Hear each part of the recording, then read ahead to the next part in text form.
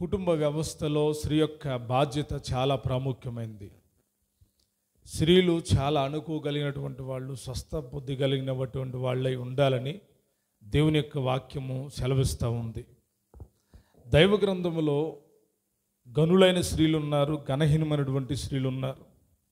దేవునికి ఇష్టంగా బ్రతికిన స్త్రీలు ఉన్నారు, దేవునికి వ్యతిరేకమైనటువంటి కార్యాలు చేసి శాపాన్ని తెచ్చుకున్న స్త్రీలు ఉన్నారు.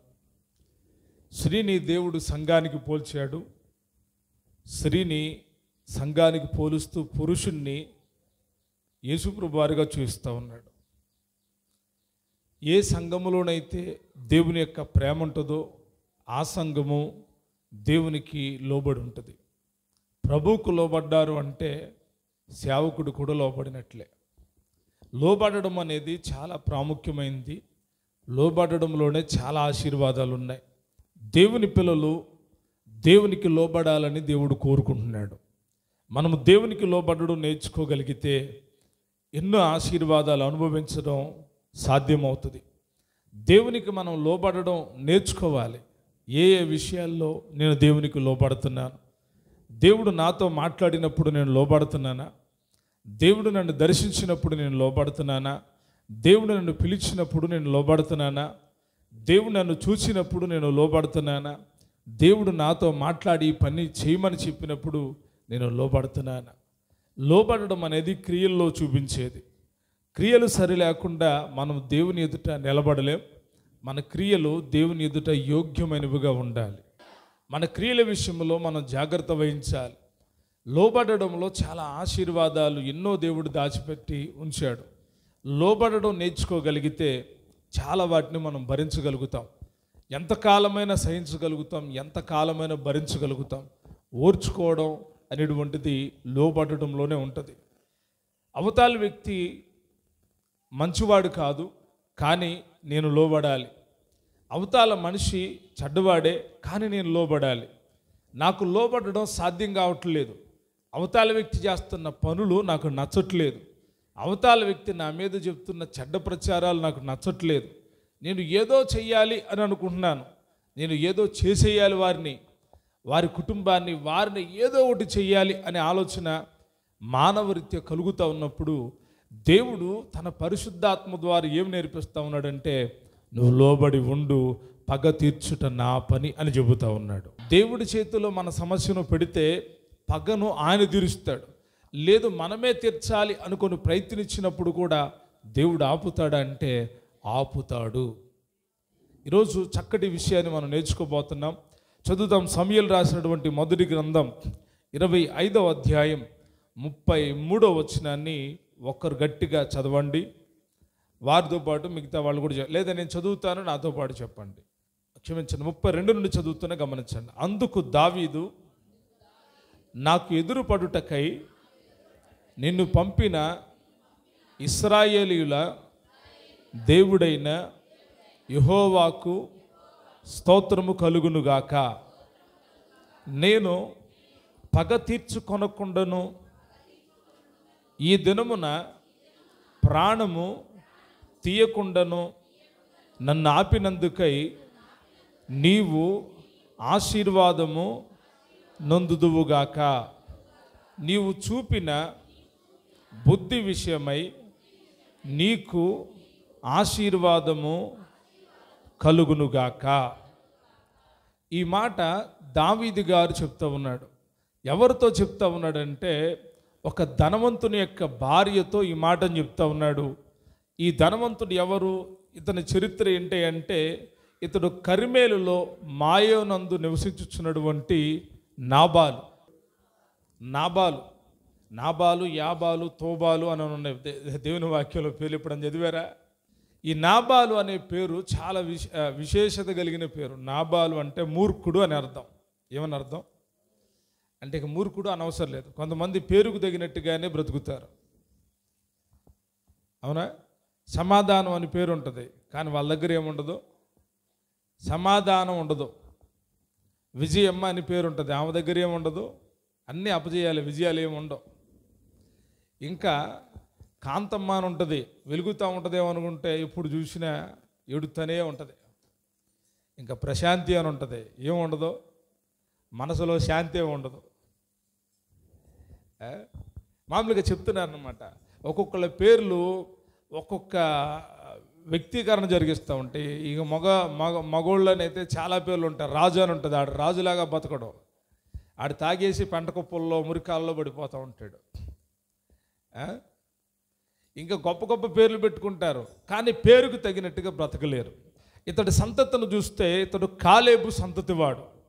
ఏ సంతతివాడు? కాలేబు సంతతివాడు. దేవుని యొక్క వాగ్దాన భూమికి చేరిన వారిలో ఇద్దరిలో ఒకరు యెహోషువ, రెండోది కాలేబు. కాలేబు అంటే కుక్క అని అర్థం. కాలేబు చాలా దేవునికి విశ్వాసం కలిగినటువంటి పాత్రుడు. కాలేబు తన పితరుల దేవుడైన యెహోవాను అనుసరిస్తా పూర్ణ మనసుతో ఆయన వెంబడిస్తా వస్తూ ఉన్నాడు. తన కుటుంబపు వరుసలో వచ్చిన వాడే నాబాలు. ఈ నాబాలికి బాగా ఆస్తి ఉంది.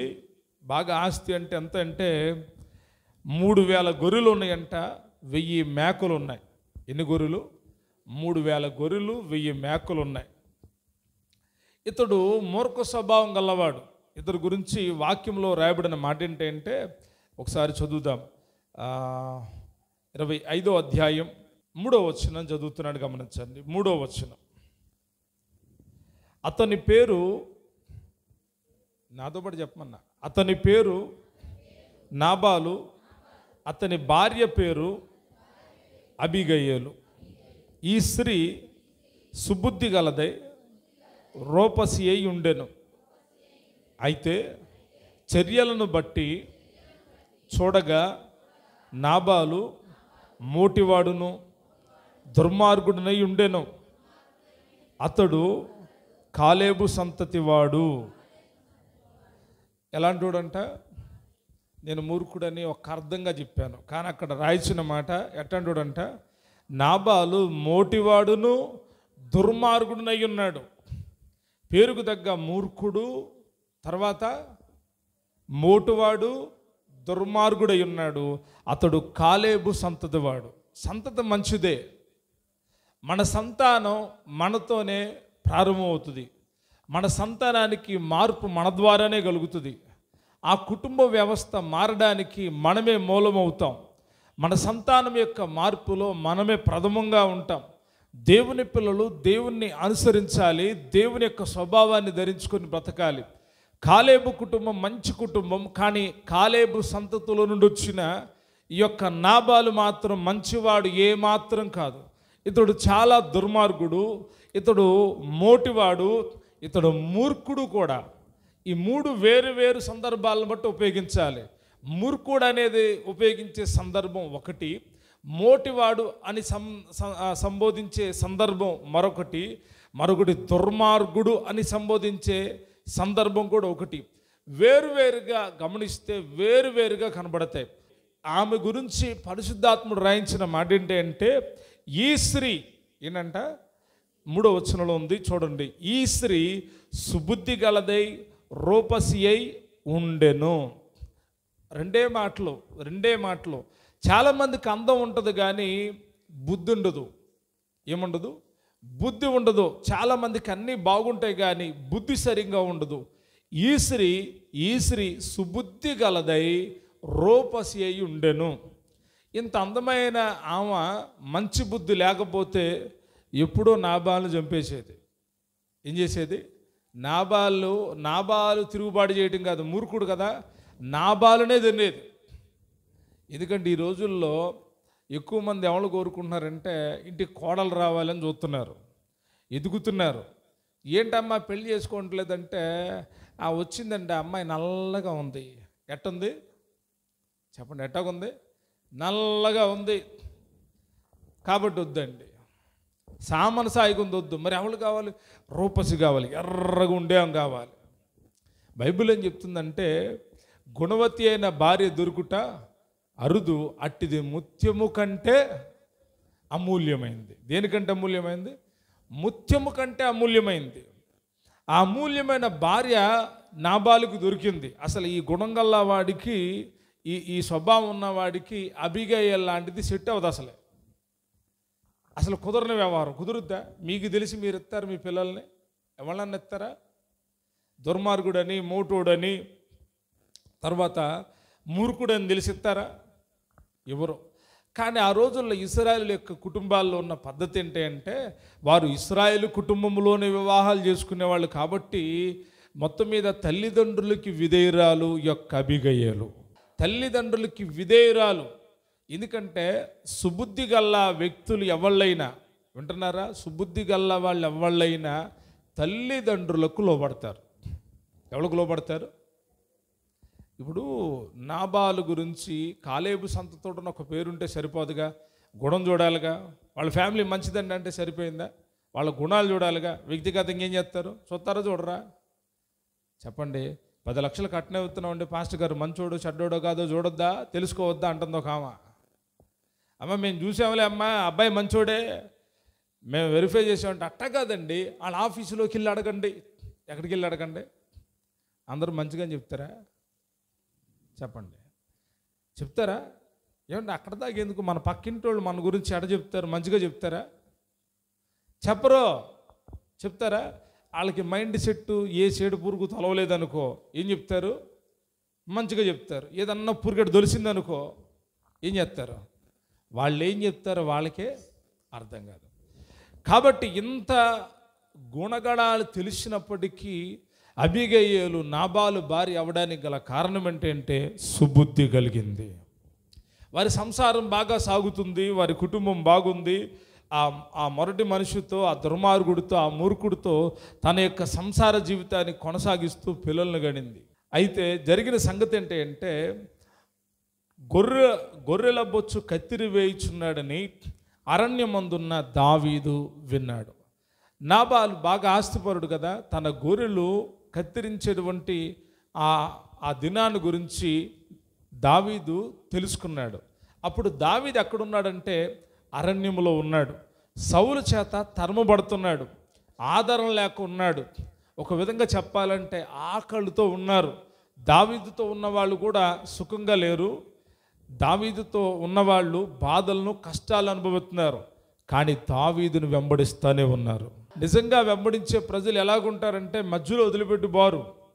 దావీదుతో అంటున్నారు, మేము మా ఇళ్ళకి వెళ్ళాం, నీతోనే ఉంటాం.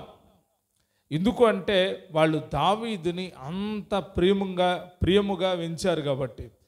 దావీదుకి ఒక ఆలోచన వచ్చింది, నా మనుషులను పంపించి నా దాసులకి కొంచెమైన ఆహారాన్ని లేకపోతే ధనమైన ఏదైనా తెస్తే వీళ్ళ కడుపులు నిండుతాయి, ఎలాగైనా ఈ పని చేయాలని ఆలోచించి తన యొక్క సేవకుల్లో తన పనివారిలో 10 మందిని పిలిచాడు. ఎంతమందిని పిలిచాడు? చెప్పాలి గట్టి. ఎంతమందిని? 10 మందిని పిలిచి వాళ్ళకి చెప్తున్నాడు, మీరు నాబాలు దగ్గరికి వెళ్ళండి. నాబాలు దగ్గరికి వెళ్ళి నాబాలుతో ఈ మాటలు చెప్పండి. ఏమనంటే, ఇదిగో మీ యొక్క మంద సమీపంగా మా వాళ్ళు కాపలాగాశారు, మేమున్నంతసేపు మీ మందలో ఏది మీరు పోగొట్టుకోలేదు, మా వాళ్ళు కాపాడారు అని ఒక మాట. తరువాత అక్కడ ఒక మాట ఉంటుంది, 8వ వచనం ఒకసారి చదువుతాం. నీ పనివారిని నీవు అడిగిన ఎడల వారు అలాగ చెప్పుదురు. కాబట్టి ఒకటి అంటున్నాడు, ఇంకొంచెం పైకి చదువుదామమ్మా. నీ యొద్ద నీ గొర్రెల కాపర్లు మా దగ్గరనుండగా మేము వారికి ఏ కీడును చేసి ఉండలేదు. వారు కరిమేల్లో ఉన్నంత కాలం వారు ఏదియూ పోగొట్టుకొనలేదు. వీళ్ళు అక్కడే ఉన్నారు కానీ నాబాలుకి చాలా సపోర్టెడ్గా నిలబడ్డారు. నాబాలుకి ఎంతగా ఉన్నారంటే తమ గొర్రెలు మందలు, మేకల మందలు కాపాడబడినట్లుగా వీళ్ళు ఏ కీడు చేయలేదంట. అంత న్యాయంగా ఉన్నారు దావీదుతో ఉన్న పనివాళ్ళు, దావీదు సేవకులు. అయితే దావీదు ఈ విషయాన్ని గుర్తు చేస్తున్నాడు. రెండోది ఏమన్నాడంటే, కాబట్టి నా పనివారి మీద దయ చూపించు. ఎవరి మీద? నా పనివారి మీద దయ చూపించు అని అక్కడితో ఆగకుండా అంటాడు, శుభదినమున మేము వచ్చితిమి కదా, నీకు ఇష్టం వచ్చినట్లు నీ దాసులకును నీ కుమారుడైన దావీదునకు ఇమ్ము. ఎంత తగ్గించుకొని మాట్లాడుతున్నాడంటే దావీదు, ఒక రిక్వెస్ట్ చేయడం ఏంటో దావీదుకి తెలుసు. దావీదు దేవునితో రిక్వెస్ట్ చేసేటప్పుడు చాలా శ్రేష్టమైన అనుభవం కలిగిన వాడు. ఒక మనిషి దగ్గర రిక్వెస్ట్ చేసేటప్పుడు కూడా ఒక చాలా శ్రేష్టమైన అనుభవం కలిగినటువంటి వాడు. ఎలాగ అడుగుతున్నాడు? ఒక తండ్రిగా గౌరవించి. ఎలాగా? నీ కుమారుడునైనా అంటున్నాడు. అక్కడ ఏమంటున్నాడు? ఆ మాట ఏమంటాడు? నీ నీ దాసులకును నీ కుమారుడైన దావీదునకును ఇమ్ము అంటున్నాడు. అంటే అర్థం ఏంటి? దావీదునకు ఇమ్ము అని అంటే సరిపోయింది కదా. అక్కడంటలా నీ కుమారుడైన ఈయనంట. వాస్తవానికి కాలేబు సంతానం వేరు, దావీదు సంతానం వేరు. మరి కాలేబుని ఎలా చూస్తున్నాడంటే ఒక తండ్రిగా చూస్తున్నాడు. డబ్బు ఉంది అతడి దగ్గర, ఆస్తి ఉంది, సంపద ఉంది. ఇప్పుడు గొర్రెబొచ్చు కత్తిరిస్తూ ఉన్నాడు, ధనం వచ్చింది, ధనం ఉందని తెలిసింది అతడి దగ్గర. అతడు ఏదైనా సహాయం చేస్తాడని, ఇది చెయ్యి అని చెప్పట్లా. చెబుతున్నాడా? ఇది ఇంత కావాలి, ఇంత డబ్బు కావాలి, లేకపోతే ఇది కావాలి, ఇది కావాలని చెప్తున్నాడు, చెప్పట్లేదు. ఒకటే మాట అంటున్నాడు, నా పనివారి మీద దయ చూపించు. ఏం చూపించు? మేము అరణ్యంలో ఉన్నాం, మా పనివారి మీద దయ చూపించు. తర్వాత నీ దాసులకును నీ కుమారులైన దావీదుకు నీవు ఏది నీకు ఇష్టం వచ్చినట్లు ఇవ్వు. ఏం చెయ్యి? నీకు ఇష్టం వచ్చినట్లు ఎంత ఇవ్వాలనుకుంటున్నావో అంత ఇవ్వు. పెద్ద ఫోర్స్ ఏం లేదు, నీకేది ఇష్టమైతే అది ఇవ్వు, కానీ నీ దగ్గర నుంచి మాకు కావాలి ఏదో ఒకటి అని దావీదు తన పనివారిని ఇచ్చి పంపించి, మీరు వెళ్ళి నా పేరు చెప్పి ఇలాగా అతన్ని బాగున్నాడని అడిగి, కుశల ప్రశ్నలు అడిగి, మీరు చెప్పండి, నేను చెప్పిన మాటలన్నీ యాస్టీజ్గా చెప్పండి అని చెప్పి ఆ 10 మంది సేవకులను సిద్ధం చేసి మూర్ఖుడి దగ్గరికి, దుర్మార్గుడి దగ్గరికి, మొరటివాడి దగ్గరికి, మోటువాడి దగ్గరికి పంపబడ్డారు ఈ 10 మంది సేవకులు. ఈ 10 మంది సేవకులు వచ్చి చేసిన పని ఏంటి అంటే, అతని కుశల ప్రశ్నలు అడిగి అతనికి దావీదు చెప్పినటువంటి సంగతులన్నీ తెలియజేస్తే, అప్పుడు ఈ దుర్మార్గుడు ఏమంటాడంటే, చదువుదాం 11వ వచనం. నేను క్షమించండి 10వ వచనం నేను చదువుతున్నాను, నాతో చెప్పండి. నాబాలు దావీదు ఎవడు, యెష్షయి కుమారుడు ఎవడు, తమ యజమానులు విడిచి పారిపోయిన దాసులు ఇప్పుడు అనేకులు ఉన్నారు. నేను సంపాదించుకున్న అన్నపానములను నా గొర్రెల బొచ్చు కత్తిరించు వారి కొరకు నేను వధించి మాంసమును తీసి నేను బొత్తిగా ఎరగని వారికి ఇత్తునా అని దావీదు దాసులతో చెప్పగా. ఏమంటాడంటే, సహాయం అడగడానికి వస్తే నా దగ్గర లేదు, నా పరిస్థితి బాగాలేదంటే బాగుంటుంది. అవునా కదా చెప్పండి? ఇప్పుడు చేయలేనప్పుడు చెప్పాల్సిన పరిస్థితి ఏంటి? నా పరిస్థితి బాగాలేదు, ఇప్పుడు నన్ను బాగా డబ్బు ఉంది అనుకుంటున్నారేమో, నా దగ్గర ఏమీ లేదు, నా పరిస్థితి బాగాలేదు, దయచేసి దావీదు గారికి చెప్పండి, ఈసారికి నేను సహాయం చేస్తానని చెప్తే బాగుండేది. అవునా కదా చెప్పండి? కానీ ఆ మాట చెప్పట్లా. ఏం చెప్తున్నాడు తెలుసా? ఒక్కసారి ఫైర్ అయిపోయి, దావీదు ఎవడో, ఏంటంట, దావీదు ఎవడు, యెష్షయి కుమారుడు ఎవడు. వీళ్ళు ఏం చెప్పారంటే, యెష్షయి కుమారుడైన దావీదు ఇలా చెప్పాడండి అంటే. దావీదులు అంటే ఇంకెంతమంది ఉంటారో తెలియదు కదా. ఆ రోజుల్లో తండ్రి పేరు చెప్తూ ఉండేవాళ్ళు. ఇప్పుడు కూడా కొంతమంది పిల్లల పేర్లు అడిగారు అనుకో, తెలిసిన వాళ్ళు మీ నాన్న పేరేంటి అంటారా? మీ నాన్న పేరేంటి అంటారు. ఆ నాన్న పేరును బట్టి వాళ్ళ కొడుకుల్ని లెక్కేస్తారు. ఇల్లు పలానోళ్ళు కొడుకులు అని. ఒకళ్ళ ఇంట్లో అన్నదమ్ములకి ఇద్దరికి ఒకే పేర్లు ఉంటాయి, కన్ఫ్యూజ్ అయిపోతారు. నువ్వు పెద్దోడు కొడుకువా చిన్నోడు కొడుకు అంటారు, ఒకటే పేరు పెట్టుకుంటారు వాళ్ళు. మనం గమనించాలి, ఇతడు మోటివాడు కదా, అర్థం చేసుకునేటువంటి మైండ్ లేదు, మాట్లాడడం చేత కాదు. ఇతడు ఏమన్నాడు తెలుసా? దావీదు ఎవడు, యెష్షయి కొడుకు ఎవడు, తమ యజమానులు విడిచి పారిపోయిన దాసులు ఇప్పుడు చాలామంది ఉన్నారు. అంటే సౌలు చంపుతున్నాడు, పారిపోయాడనే సంగతి ఇతడు మర్చిపోయి వ్యతిరేకంగా మాట్లాడడం మొదలుపెట్టాడు. అక్కడితో ఆకుండా ఏమన్నాడు తెలుసా? నేను సంపాదించుకున్న దాన్ని, నేను నా పని వాళ్ళ కోసం వండిన దాన్ని నేను మీకు ఇవ్వాలా, పొండే అని చెప్పేసి వాళ్ళని పంపించేశాడు. మీరు ఇత్తునా అని చెప్పంగానే వాళ్ళు సైలెంట్గా ఏమీ ఎదురు మాట్లాడకుండా, రాయ్ నువ్వెవడరా మా యజమానుని అంటున్నావు అని అనలేదు. అన్నారా? ఏమీ మారు మాట్లాడకుండా దావీదు దగ్గరకు వచ్చి చెప్పారు. ఏమని చెప్పారో తెలుసా? అయ్యా జరిగిన పరిస్థితిది అని చెప్పంగానే జరిగిన సంగతి ఏంటంటే 13వ వచనం చదువుతున్నాను. అంతటా దావీదు వారితో, మీరందరూ మీ కత్తులు ధరించుకొనుడనగా వారు కత్తులను ధరించుకొనిరి. ఏం ధరించుకున్నారంట? కత్తులను ధరించుకున్నారు. కత్తులను ధరించుకొని ఏమంటున్నాడు తెలుసా? నేను దావీదు కూడాను కత్తి ఒకటి ధరించెను. దావీదు వెనుక దాదాపు 400 మంది బయలుదేరగా 200 మంది సామాన్ల దగ్గర నిలిచిరి. ఏం చేశారంట? నిలిచిరి. అసలు దావీదు ఏమనుకున్నాడంటే, నాబాలు ఇంట్లో ఒక్కడ కూడా మగోడు ఉండకూడదు. ఇంకా ఏముండకూడదంట? ఏముండకూడదు? నాబాలు ఇంటిలో ఒక్క మగవాడు అనేటువంటి వాడు కనబడకూడదు అని చెప్పి తన పని వాళ్ళని 400 మందిని పిలిచి వారిని ఏం చేయమన్నాడంట? కత్తులు పట్టుకోండి. దావీదు కూడా కత్తి పట్టుకున్నాడంట. ఏం పట్టుకున్నాడు? దావీదు కూడా కత్తి పట్టుకున్నాడు.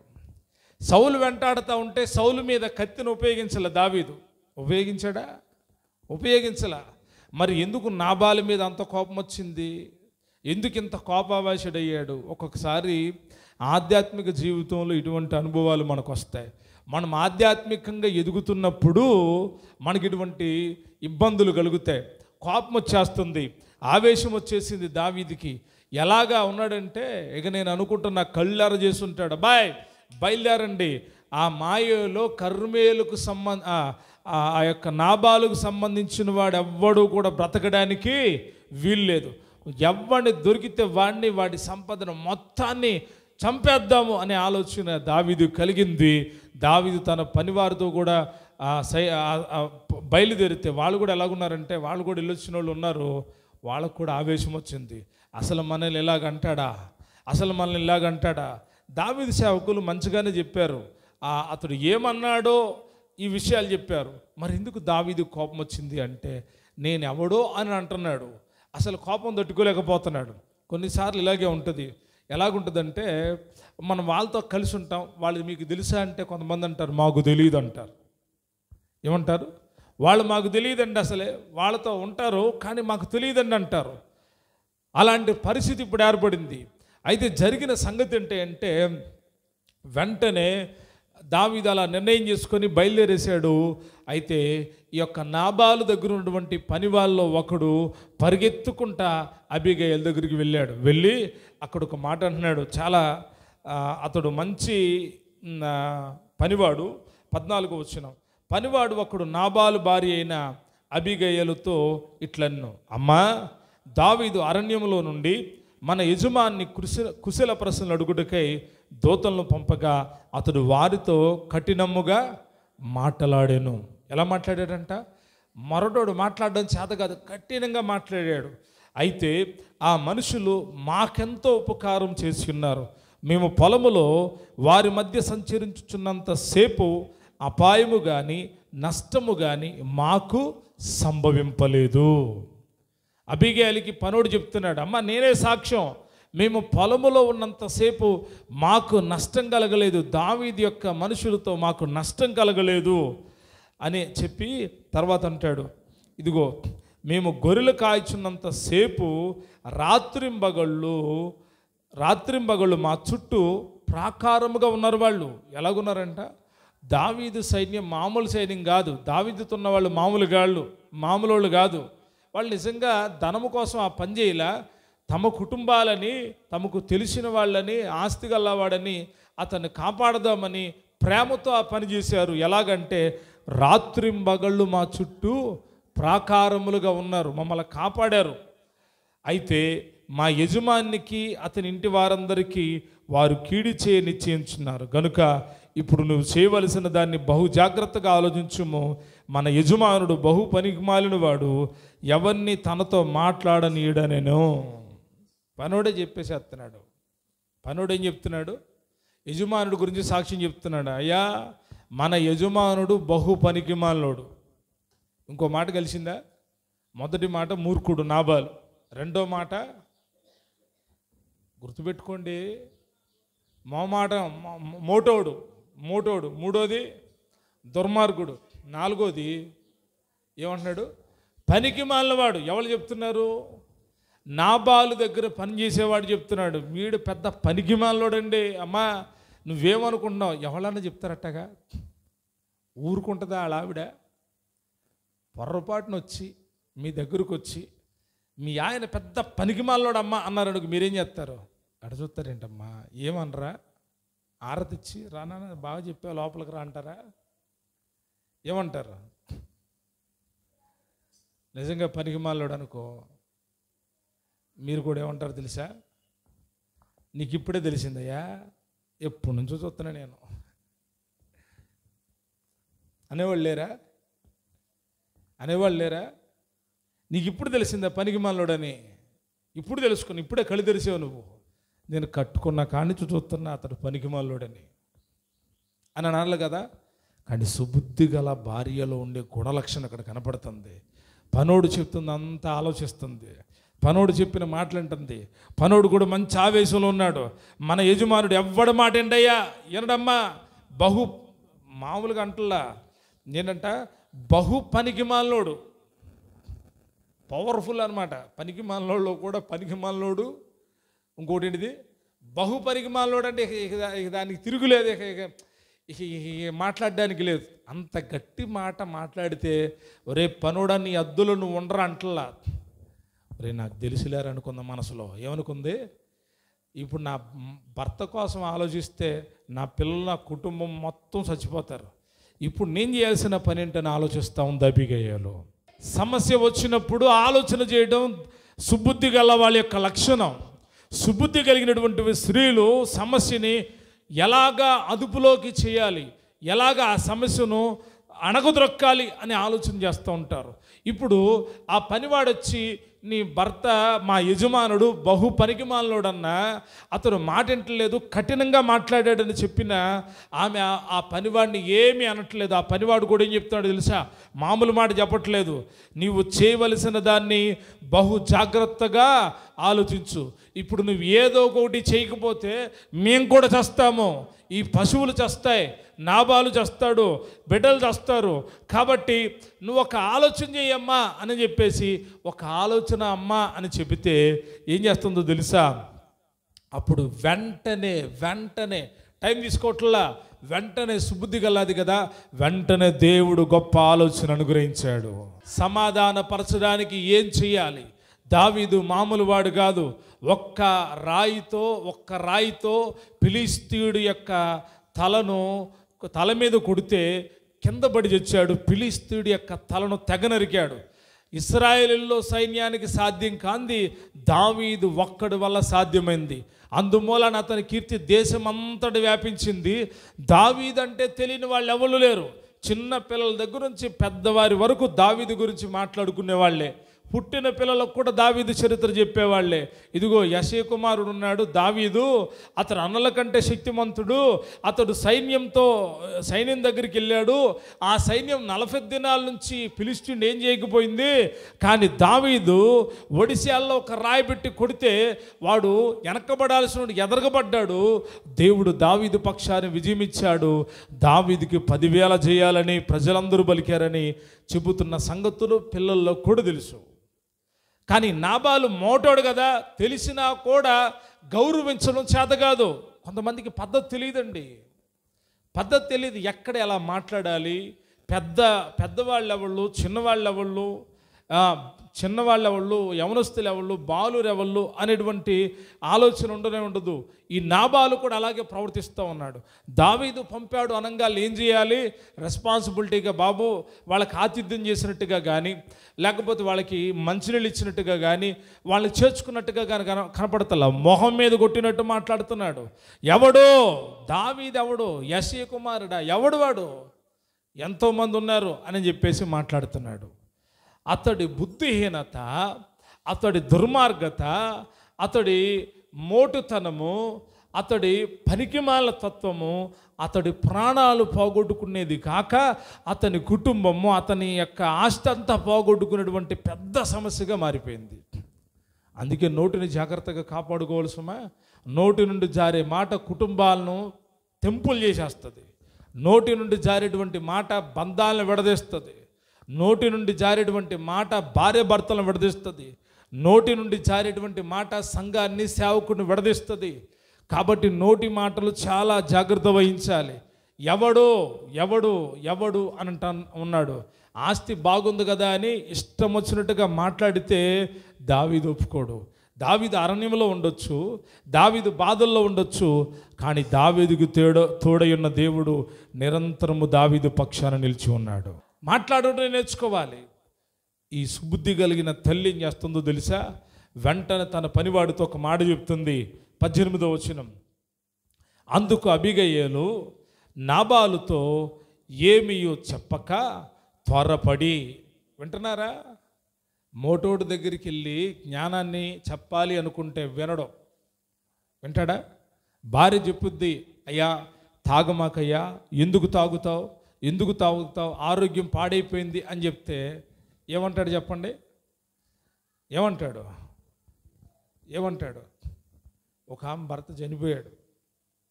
ఆమె సాక్ష్యం చెప్పింది నాకు. చెప్పినప్పుడు ఏం చెప్పిందంటే, అయ్యా నేను రోజు అడిగేదాన్ని, అయ్యా తాగమాకయ్యా అంటే తాగేసి వచ్చి అనేవాడంట, మనే ఎట్రా అనేవాడంట.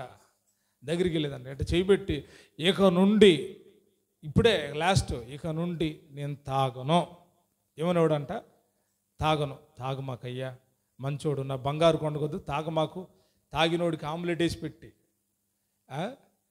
ఇంకేం కావాలంటే సోడా కలపంటే సోడా కూడా ఏమో కలిపేదంట, అన్ని చేసేది. ఇలా ఈరోజు నెత్తిమేసి పెడతాం, తెల్లారికి మళ్ళా తాగి రావటం. ఏమైనా నిన్న నేను ఎప్పుడు పెట్టా, ఇప్పుడు చెప్తున్నా అంటాం. రోజులు గడిచిని చూశాడు దేవుడు, ఒరే నీతో ఆమెకు సుఖం లేదురా అన్నాడు. ఒక్కసారి ఏం చేశాడు? అంతే.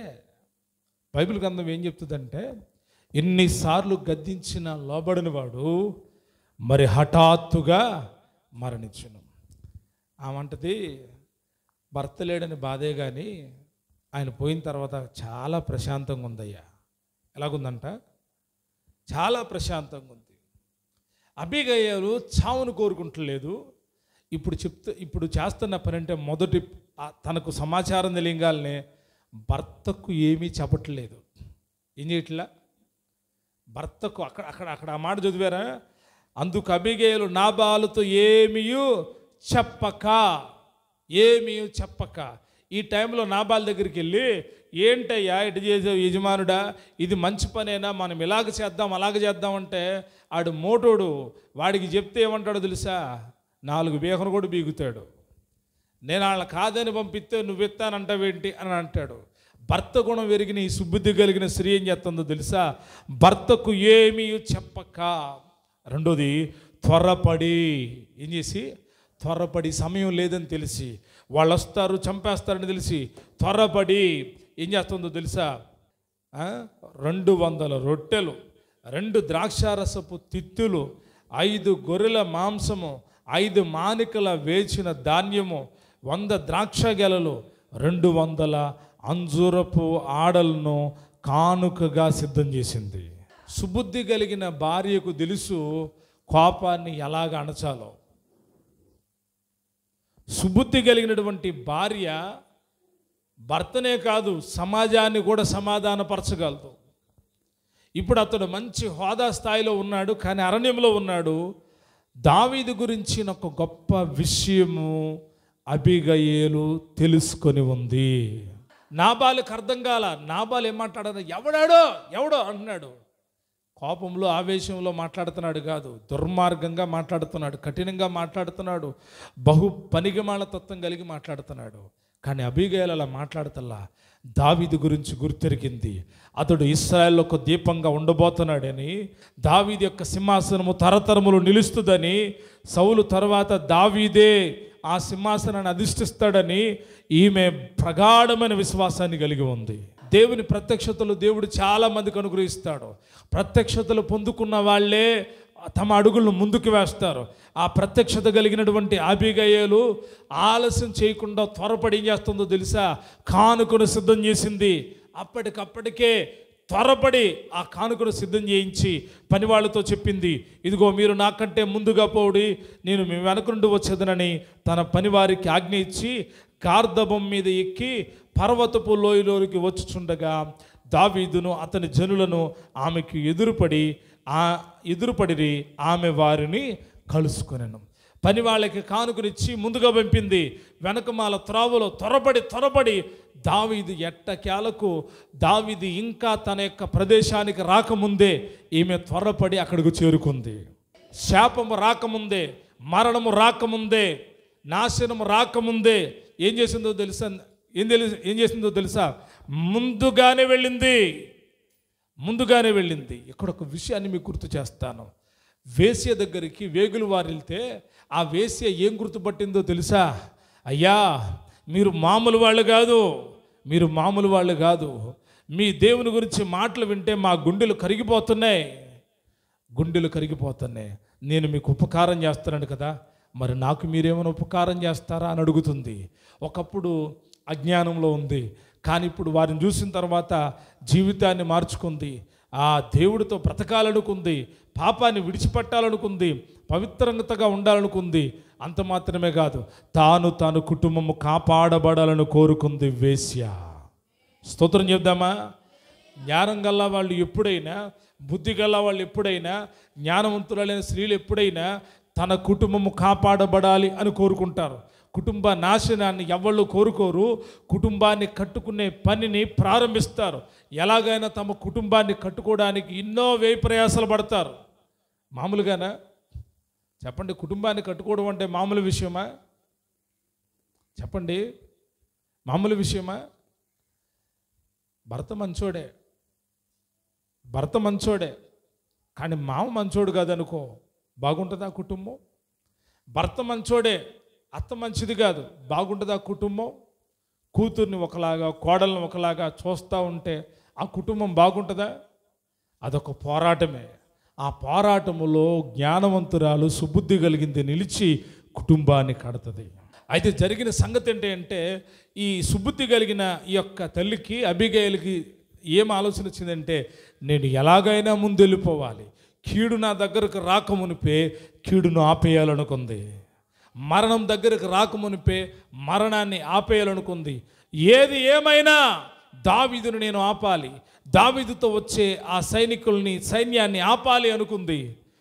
పరిగెత్తుకుంటా త్వరపడి అన్నీ సిద్ధం చేయించి తీసుకొని వెళ్ళి మొత్తం మీద పర్వతపు లోయలు దిగిన తర్వాత ఏం చేసిందంట? దావీదుని, అతని జనులను కలుసుకుంది. అంతకు మునుపు దావీదు అనుకున్నాడంట, నాబాలు కలిగిన దానిలో అంతట్లో ఏది పోకుండా ఈ అరణ్యములో అతని ఆస్తి అంతయు నేను వ్యర్థముగా కాయిచు వచ్చి తిని ఉపకారం నాకు అపకారం చేసి ఉన్నాడే అని అనుకొని, అతనికున్న వారిలో ఒక్క మగపిల్లవాడినైనను తెల్లవారేటప్పటికి నేను లేదా దేవుడు మరి గొప్ప అపాయము దావీదు శత్రువులకు కలగజేయునుగా కానీ ప్రమాణము చేసి ఉండను. దావీదు మామూలుగా అది కత్తి తీసుకున్నాడు. ఇంకా ఏమనుకున్నాడు? ఒక్క మగపిల్లవాడు, నేను చెప్పాను కదా ఇందాకడ అనుకున్నాడు. అయితే అబిగయలు ఏం చేస్తుంది? కలుసుకుంది. అబిగయలు 23వ వచనం చదువుతున్నా చూడండి. 23వ వచనం, అబిగయలు దావీదును కనుగొని, బాగా వినాలి, అబిగయలు దావీదును కనుగొని, వారందరూ బయలుదేరి వస్తే వారిని అక్కడ కలుసుకుంది, వారిని అక్కడ నిలిపేసింది. ఇప్పుడు ఎవరిని వెతుకుతుందో తెలుసా? నేరుగా దావీదుని వెతుకుతుంది. దావీదు పని వాళ్ళని అడగట్లా, అయ్యా దావీదు ఎక్కడా నన్ను అడగట్లా. ఎందుకో తెలుసా? దావీదుని కనుగొంటుంది, వెతుకుతా ఉంది. దావీదు తెలుసు. దావీదుని కనుగొని అతని దగ్గరికి వెళ్ళి ఏం చేస్తుంది తెలుసా? గార్ధబం, అక్కడ ఆ మాటలన్నీ చాలా అండర్లైన్ చేసుకోండి. గార్ధబం మీద నుండి త్వరగా దిగి, ఇది కూడా ఒక అనుభవమేనా? కనుగోవడం ఒక అనుభవం. రెండోది, గార్ధబము మీద నుండి త్వరగా దిగి అంటే చెప్పండి, త్వరగా దిగి అంటే కొన్ని పనులు త్వరగా చేయాలి, దాన్ని చురుకుతానని గుర్తుంటారు. అబిగయలు మామూలు కాదు, అబిగయలు త్వరపడతా ఉంది. ఎంత త్వరపడతా ఉందంటే, కానుక సిద్ధం చేయడంలో త్వరపడింది.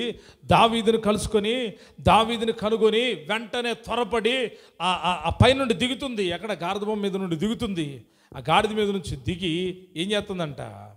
అక్కడ రాయబడిన మాట, దావీదుకు దావీదునకు త్వరగా దిగి దావీదునకు 23 చూడండి. దావీదునకు సాష్టాంగ నమస్కారం చేసి అతని పాదములు పట్టుకుని ఇట్లనెను. సుబుద్ధి గల అది ఆలోచించింది. దావీదుకు మనం ఎదురు పోకూడదు, దావీదునకు ఎదురుకు పోవడం దేవునికి ఎదురు పోవడం అని గుర్తెరిగింది. త్వరపడి గార్ధము తిరిగి కానుకొని తీసుకొచ్చి ఏం చేస్తుంది, సాష్టాంగ నమస్కారం చేసి అతని కాళ్ళు పట్టుకొని మాట్లాడడం మొదలుపెట్టింది. అతని కాళ్ళు పట్టుకుంటా ఉంది. లేకపోతే తెలుసు దావీదు గనక తన కోపం తగ్గకపోతే తాను తప్పకుండా వారికి కీడు చేస్తాడని అబీగయలు గుర్తెరిగింది. అక్కడ కాళ్ళు పట్టుకుని ఏమంటుందో తెలుసా, అక్కడ ఒక చక్కటి మాటలు మాట్లాడుతుంది. నా ఏలినవాడా ఈ దోషము నాదని ఎంచుము. ఎవరిదని ఎంచమంటుంది? నాదనించయ్యా, నా భర్తదని ఎంచు, మాకు నాదనించుము. నీ దాసురాలని నన్ను మాట్లాడనిమ్ము, నీ దాసురాలని నేను చెప్పు మాటలను ఆలకించుము.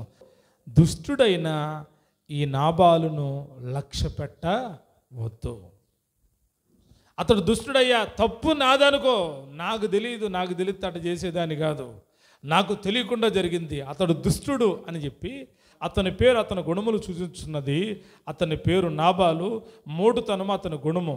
నా ఏలినవాడు పంపించిన పనివారు నాకు కనబడలేదు అని చెప్పి, నా ఏలినవాడా యెహోవా జీవముతోడు, నీ జీవముతోడు, ప్రాణహాని చేయకుండా యెహోవా నిన్ను ఆపి ఉన్నాడు.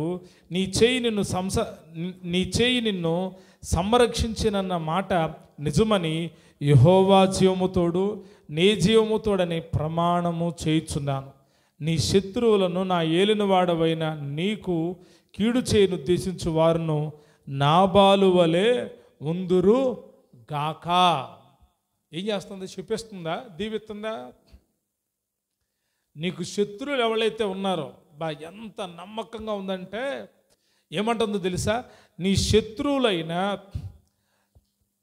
శత్రువులను నా ఏలిన వాడవైన నీకు కీడు చేయను ఉద్దేశించు వారును నాబాలు వలె ఉందురుగాక. ఆమేన్. ఎలాగా? ఎందుకు పలుకుతుందండి ఈ మాట? సుబుద్ధి గల్ల అది కరెక్ట్గా మాట్లాడుతుంది. చాలామంది స్త్రీలు చాలా పర్ఫెక్ట్గా ఉంటారు, ప్రతి విషయంలో చాలా పర్ఫెక్ట్గా మాట్లాడతారు. అటువంటి వాళ్ళకి చాలా బాధలు వస్తాయి. అబద్ధాలు చెప్పే వాళ్ళకి బాధలు రావు. కరెక్ట్గా ఉండదున్నట్టుగా మాట్లాడేవాళ్ళు ఇబ్బందులు పడుతూనే ఉంటారు. ఈమె దావీదు దగ్గర ఎలా మాట్లాడాలో దేవుడిచ్చిన జ్ఞానంతో మాట్లాడుతుంది. దావీదు పక్షాలను నీ శత్రువులు నీకు కీడు చేయను ఉద్దేశించు వారు నాబాల్లాగా దుష్టులయ్యుందురుగాక అనని.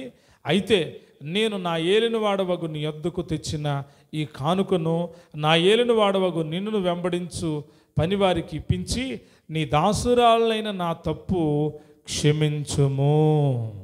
ఏమంటుంది? అసలు తప్పు చేసిందా? అబీగయలు తప్పు చేసిందా? అబీగయలు పొరపాటు చేసిందా? చేయలేదు. కానీ ఏమంటుందో తెలుసా, నీ దాసురాలైన నా తప్పు ఏం చేయి, నా తప్పుని క్షమించు, నా తప్పుని క్షమించయ్యా అని అంట. అక్కడితో ఆగకుండా మరలా ఏమంటుందంటే, నా ఏలిన వాడవగు నీవు యెహోవా యుద్ధములను చేయుచున్నావు గనుక నా ఏలిన వాడవగు నీకు ఆయన శాశ్వతమైన సంతతినిచ్చును. నీవు బ్రతుకు దినములన్నిటిను నీకు అపాయము కలగకుండును.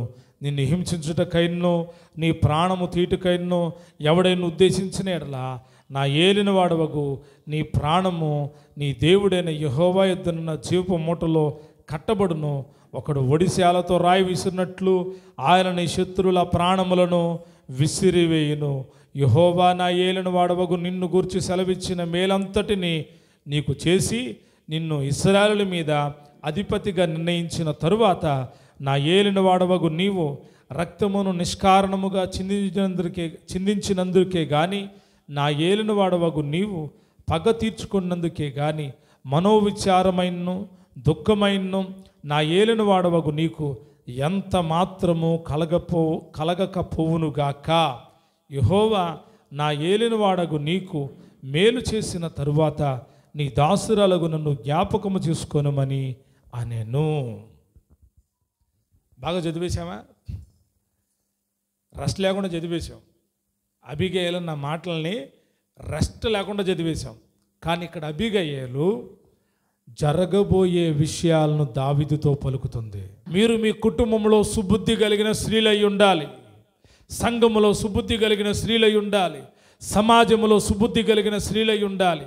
సుబుద్ధి కలిగిన అబీగయీలు దావీదుని చంపడానికి, తన కుటుంబాన్ని నాశనం చేయడానికి, తన కుటుంబాన్ని పతనం చేయడానికి వస్తున్న దావీదు ఎదుట సాగిలపడి అతని కాళ్ళు పట్టుకొని చెప్తున్న మాట, ఇదిగో నా ఏలిన వాడవు నీవే అంటుంది, నన్ను ఏలేవాడువు నీవే అంటుంది, నా ఏలిన వాడువు నీవే, నీవు ఎలాంటి వాడవని దావీదు గురించి చెప్తుందంటే, నీ ఆయన శాశ్వతమైన సంతతి నీకిచ్చును, నీవు బ్రతుకు దినములన్నిట నీకు అపాయము కలగకుండును. దావీదు పక్షాన మాట్లాడుతుంది. దావీదుకి ఏం జరగాలని దేవుడు ఉద్దేశించాడో, ఏం జరగబోతుందో గుర్తెరిగింది. స్తోత్రం చెప్దామా? నాబాలు గుర్తెరగలేకపోయాడు, నాబాలు తెలుసుకోలేకపోయాడు. దావీదు అరణ్యములో సౌలు చేత చంపబడటానికి పారిపోతున్నాడు, సౌలు చేత తరమబడతా ఉన్నాడు. ఈ సంగతి నాబాలుకు తెలుసు. కానీ దావీదు ఒక గొప్ప అధిపతి అవుతాడని, రాజు అవుతాడని, అతడు రాజ్యాన్ని ఏళతాడని సుబుద్ధి కలిగిన స్త్రీ తెలుసుకోగలిగింది. స్తోత్రం చేద్దామా? నీ బుద్ధి నీకు, నీ కుటుంబానికి మాత్రమే కాదు, నీ శత్రువుల నుండి నువ్వు తప్పించడానికి, కాపాడబడడానికి ఉపయోగపడాలి. స్తోత్రం చెప్పండి. ఈమె సుబుద్ధి కలిగిన స్త్రీ ఎలాంటిదంటే, తన శత్రువులని మిత్రులుగా చేసేసింది. ఎలాగా? దేవుని యొక్క శక్తి ఆమె మీద ఉంది. ఎవరితో ఎలా మాట్లాడాలో తెలుసు. అంటుంది, నా ఏలిన వాడవగు యెహోవా నిన్ను నువ్వు నా ఏలిన వాడవగు, నీవు యెహోవా యుద్ధాలు చేస్తున్నావు, నువ్వు చేసే యుద్ధాలన్నీ దేవుని చిత్తంలో చేస్తూ ఉన్నావు అని అన్ని విషయాలు మాట్లాడి ఏమంటుందో తెలుసా? నా తప్పును క్షమించు. ఎందుకు క్షమించు?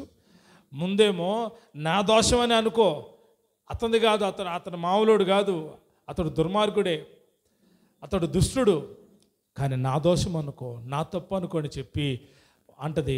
ఇదిగో నేను కానుకను తెచ్చాను, పనివారి చేత ఈ కానుకను తీసుకోమని ఆ పని వాళ్ళకి ఇవ్వమని చెప్పి అక్కడ తాగకుండా వెంటనే మాట్లాడేస్తూ ఉంది. ఒక మాట అంటుంది. ఆ మాట ఏంటో తెలుసా? యెహోవా నా ఏలిన వాడవగు నీకు మేలు చేసిన తర్వాత నీ దాసురాలగు నన్ను జ్ఞాపకము చేసుకొనుమని అనెను. స్తోత్రం చెప్దామా? ఒక వ్యక్తి బాధల్లో ఉన్నప్పుడు, ఒక వ్యక్తి బలహీనుడిగా ఉన్నప్పుడు అందరి చేత ద్వేషించబడతారు. అవునా కాదు చెప్పండి? ఈ రోజుల్లో పాస్టర్ గారు కూడా అలాగే ఉన్నారు. పాస్టర్ గారు అంటే ఎలాగంటే, బాగా డబ్బు ఉండాలి, పాస్టర్ గారికి కారు ఉండాలి, మంచి ఇల్లు ఉండాలి, మంచి హోదా ఉంటే ఆ పాస్టర్ గారు నెంబర్ 1 అని అంటారు. ఏమంటారు? అంటారంటారా? లేకపోతే పాస్టర్ గారికి విలువ లేదు. అలాగే డబ్బు ఉన్న వాళ్ళ విషయంలో కూడా అంతే. డబ్బు ఉంటే విలువ, లేకపోతే లేదు. ధనమున్న కుటుంబాలని ఒకలాగా చూస్తారు, గుణమున్న కుటుంబాలని ఒకలాగా చూస్తారు. ఎందుకంటే ధనమున్న వాళ్ళ దగ్గర గుణం ఉంటుందా? డబ్బు మనుషులను మార్చేస్తుందా? ఈ నాబాల్ అనేవాడికి కృతజ్ఞత భావం లేదు. అసలు ఇతర మందులో ఇంతగా వర్ధిల్లడానికి కారణం దావీదు యొక్క సేవకులు. ఎవరు చెప్పండి? ఎవరు?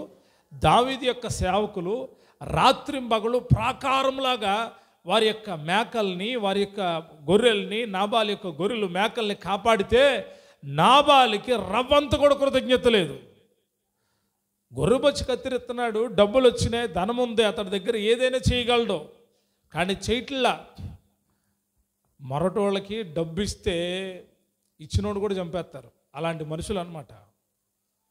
కానీ ఆ ఇంట్లో ఉన్న బుద్ధి గల అబీగయీలు అంటుంది, యెహోవా నీకు మేలు చేసినప్పుడు తరువాత నన్ను జ్ఞాపకం చేసుకో. అప్పుడు దావీదు అంటున్నాడు, అందుకు దావీదు, నాకు ఎదురుపడుటకై నిన్ను పంపిన ఇశ్రాయేలు దేవుడని యెహోవాకు స్తోత్రము కలుగునుగాక. ఈరోజు నేను ఈ కార్యము చేయకుండా, ఆవేశంలో నేను ఈ హత్యలు చేయకుండా, నన్ను కాపాడడానికై, నాకు ఎదురుపడుటకై నిన్ను పంపిన ఇశ్రాయేలు దేవునికి యెహోవాకు స్తోత్రము కలుగునుగాక అంటాడు. నేను పగ తీర్చుకొనకుండాను, ఈ దినమున ప్రాణము తీయకుండాను నన్ను ఆపినందుకై నీవు ఆశీర్వాదము నొందుదువుగాక. ఎప్పుడైతే ఆమె మాట్లాడుతున్న మాటలు దావీదు హృదయాన్ని తాకినయో, దావీదు చెప్తున్న మాట, నిన్ను దేవుడే పంపించాడు. నువ్వు ఊరికే రాలా, దేవుడే పంపించాడు. ఎందుకో తెలుసా? నన్ను ఆపడానికి నిన్ను పంపించాడు. లేకపోతే నేను ఆగేవాడిని కాదు. తప్పకుండా నేను ప్రమాణం చేసిన దాన్ని జరిగించేవాడిని. నిన్ను పంపించాడు. నువ్వు సుబుద్ధి గల దానివి. నువ్వు ఎలాగుండాలో తెలుసా? నువ్వు ఆశీర్వాదము నొందుదువుగాక. మరొక మాట అంటాడు, నన్ను నీవు చూపిన బుద్ధి విషయమై నీకు ఆశీర్వాదము కలుగునుగాక. బుద్ధి మనకు ఆశీర్వాదాన్ని తీసుకొస్తుంది. మన నడువడక మనకు ఆశీర్వాదాన్ని తీసుకొస్తుంది. దావీదుని ఆపడానికి దేవుడే అబిగయల్ను పంపాడు. ఎవరు పంపాడు? సంఘము ప్రభు రాకడ కొరకు సిద్ధపడాలి. నీ ప్రతి శత్రువు మీద దేవుడే విజయం ఇచ్చేవాడు. నీవు ఆశీర్వాదము నొందిన వ్యక్తివిగా ఉండాలి. నీ బుద్ధి విషయమై నీవు ఆశీర్వాదము నొందుదువుగాక. కాబట్టి సుబుద్ధి కలిగిన స్త్రీ యెహోవా ఇచ్చు దానమంట. సుబుద్ధి కలిగిన అబిగయలు గొప్ప కిడును ఆపేసింది, గొప్ప వదన ఆపేసింది, కుటుంబాన్ని కట్టడం మొదలుపెట్టింది. ఎలాగో తెలుసా? దేవుని యొక్క ఉన్నతమైన ఉద్దేశం తెలుసుకోగలిగింది. ఏమంటుందో తెలుసా? నాకు తెలుసయ్యా, దేవుడు నిన్ను గొప్ప అధిపతిగా చేయబోతున్నాడు. ఇవాళ అరణ్యంలో ఉంటున్నావేమో, ఇవాళ బాధల్లో ఉన్నావేమో, ఇవాళ కష్టాల్లో ఉన్నావేమో, ఇవాళ ఇబ్బందుల్లో ఉన్నావు, ఇవాళ ఇరుకులో ఉన్నావు. ఆకలితో అలమటిస్తున్నారు. నీ సేవకులు కూడా ఆకలితో అలమటిస్తున్నారు. దావీదుది ఎటువంటి వాడో తెలుసా? తన కడుపు నింపుకొని తన సేవకుల కడుపుల్ని ఆహారం లేకుండా చేసేవాడు కాదు, వారి కడుపులను చూసేవాడు. యేసయ్య కూడా తను ఆలోచించుకోవాలా, మనందరి కొరకు తన ప్రాణాన్ని పెట్టాడు. మన సమాధానార్థమైన శిక్ష ఆయన భరించాడు. ఆయన కృప మనలను ఆపింది. కృప మనలను బ్రతికించింది. అబిగయలు దైవ కృప కలిగింది. క్రొత్త నిబంధనలో ఈరోజు మనం బ్రతికుండడానికి కారణం దేవుని కృప మాత్రమే. నిజంగా యేసుక్రీస్తు ప్రభువారు నిలిచి ఉండకపోతే మనము నేటికి ఉండేవాళ్ళం కాదు. కృప నిలిచి ఉండకపోతే మనము నేటికి సజీవులంగా ఉండేవాళ్ళం కాదు. అయితే ఆయన మన నిమిత్తము దరిద్రుడయ్యాడు, కానీ మన కొరకు సిద్ధం చేసిన రాజ్యము గొప్పది. మనం ఏమని చెప్పాలో తెలుసా? ప్రభువా, నీవు నీ రాజ్యంతో వచ్చినప్పుడు నన్ను జ్ఞాపకం చేసుకో. దొంగంటున్నాడు, నీవు నీ రాజ్యంలోకి వచ్చినప్పుడు నన్ను జ్ఞాపకం చేసుకో. పరలోకానికి చేరేటువంటి మనం సుబుద్ధి కలిగి బ్రతకాలి. స్త్రీ అయినా పురుషుడైనా, సంఘములో ఉన్న యవనస్తుడైనా యవనస్తురాలైనా ఎవరైనా సుబుద్ధిని సంపాదించుకోవాలి. మంచి బుద్ధి నీకు ఆశీర్వాదాలను తీసుకొస్తుంది. దుర్మార్గత బుద్ధి శాపాన్ని, మరణాన్ని తీసుకొని వస్తుంది, దారిద్ర్యాన్ని తీసుకొని వస్తుంది. కానీ మంచి బుద్ధి శాపాన్ని ఆశీర్వాదంగా మార్చుద్ది. దావీదు అంటున్నాడు, నీవు చూపిన బుద్ధి విషయమే నీవు ఆశీర్వాదము నొందుదువుగాక. ఎవరు మంచి బుద్ధిని చూపిస్తారో వారిని దేవుడే దీవిస్తాడు. బుద్ధి బాగుండాలి. ఏంటా బుద్ధి? బలహీనుడే దావీదు రాజేం కాదు, సింహాసనం ఏమి లేదు. ఎక్కడున్నాడు? అరణ్యంలో ఉన్నాడు. ఒక విధంగా చెప్పాలంటే ఎటువంటి పరిస్థితి వచ్చిందంటే నాబాల్ని అడిగి తినాల్సిన పరిస్థితి ఏర్పడింది. ఎవరిని? ఎటువంటి పరిస్థితి? నాబాల్ దగ్గరికి మనుషులు ఎందుకు పంపాడండి? ఆహారం కోసమే. నీకు ఇష్టమైనది తెచ్చి పంపించు, నా దాసుల దయ చూపించు అని రిక్వెస్ట్ ఎందుకు చేశాడు దావీదు? తనకి దేవుడి యొక్క ప్రణాళిక తెలుసు. చిన్ననాటిలోనే దేవుడి యొక్క అభిషేకం జరిగింది, రాజుగా కూడా అభిషేకించబడ్డాడు. ఆ టైంలో సమూయేలు చెప్పాడు, నీవు రాజు కాబోతున్నావని. ఏం చెప్పాడు? ఆ అధ్యాయానికి ముందే అధ్యాయం చదివితే సమూయేలు చచ్చిపోతాడు. దావీదు బహుబాధలో దుఃఖంలో ఉండిపోతాడు. అటువంటి టైంలో సహాయం చేయాల్సినటువంటి వాడు వ్యతిరేకంగా మాట్లాడితే దావీదుకు బహు కోపం వచ్చింది. కోపం రావడం సహజమే, కానీ అలా చేయకుండా ఆపడం దేవుడి ఉద్దేశమయ్యింది. తన బిడ్డలను దేవుడు కాపాడుతాడు. తన బిడ్డలను దేవుడు ఏం చేస్తాడు? కాపాడుతాడు. కీడు చేయకుండా కాపాడుతాడు. మరణానికి వాళ్ళ మీదకి వాళ్ళు మన కీడు చేశారు, వాళ్ళని వెళ్ళి చంపేద్దాం, కొట్టేద్దాం ఏదో అనుకుంటాం, కానీ అది చేయకుండా మనల్ని ఆపుతున్నాడు. మనం ఆగిపోయామంటే అర్థం ఏంటంటే దేవుడే మనల్ని ఆపాడు.